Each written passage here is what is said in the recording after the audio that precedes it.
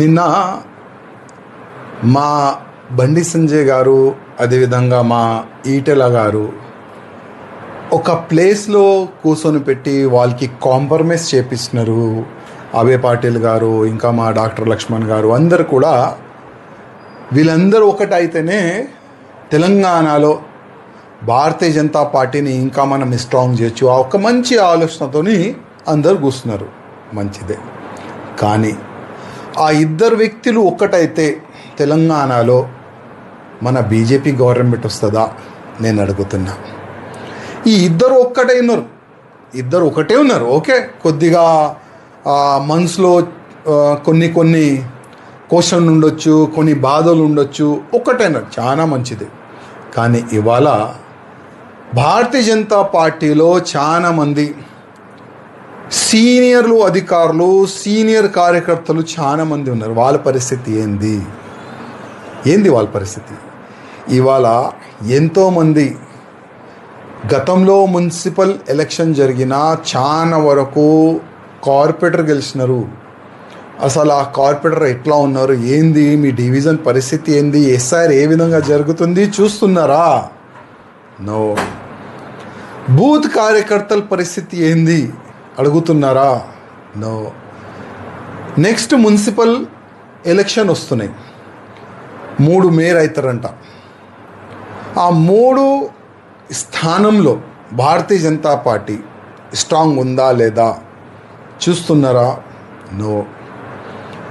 మీడియాలో కానీ, మీటింగ్లో కానీ, పేపర్లో కానీ మేము చాలా స్ట్రాంగ్ ఉన్నాం, 3 మేయర్ సీట్ గెలుస్తాం అని స్టేట్మెంట్లు అయితే బాగా వస్తున్నాయి. 3 కాదు, ఒక్కటి కూడా కాదు, ఆ ఒక్కటి మేయర్ సీట్లో సగం గెలిచి చూపెట్టండి అంటే ఈ విధంగా పని తీరు చూస్తే నాకైతే కనబడుతుంది. రామచంద్రరావు గారు భారతీయ జనతా పార్టీకి అధ్యక్ష అయి కూడా దాదాపు సంవత్సరం అవుతుంది. కానీ రామచంద్రరావు గారికి కొంతమంది ఆ అధ్యక్ష పదవిలో రావద్దు, కాంపిటీషన్లో మా రామచంద్రరావు గారికి కూర్చొని పెట్టినారు. ఆయన ఎంత బాధలు ఉన్నారో అది మాకు తెలుసు. ఎందుకంటే చేతులు కట్టి ప్రెసిడెంట్ను పని చేయంటే ఏ ప్రెసిడెంట్ కూడా పని చేయలేడు. ఒకటే ఒక వ్యక్తి మేము చెప్పినట్టే రామచంద్రరావు గారు పనిచేయాలి అని ఆయన పైన ఒత్తిడి చేస్తే రామచంద్రరావు గారు ఎట్లా పనిచేస్తారు? రామచంద్రరావు గారు వచ్చే మున్సిపల్ కార్పొరేషన్ ఎలక్షన్, ఆ కార్పొరేషన్ ఎన్నికల్లో చాలా వరకు సీట్లు గెలిస్తే మీకు పేరు వస్తుంది. ఒకవేళ ఇప్పుడున్న కార్పొరేటర్లో సగం వస్తే అది మొత్తం మీ పైననే రాలేస్తారు. అది మీరు చూసుకోండి. అందుకోసం కేంద్ర అధికారులకి మీరు డైరెక్ట్ మాట్లాడి, మీరు చేతు కట్టేసినారు కదా వీళ్ళు, ఆ వ్యక్తుల గురించి మీరు డైరెక్ట్గా కేంద్ర అధికారులకు చెప్పండి.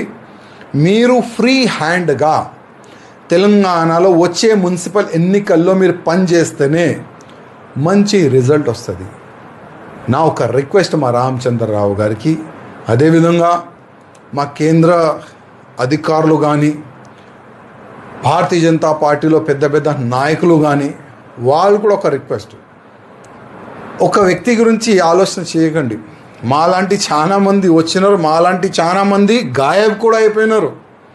హిస్టరీ మనం చూస్తే మాకు ఇష్టం కూడా లేదు, మీ భిక్షం కూడా మాకు అవసరం లేదు.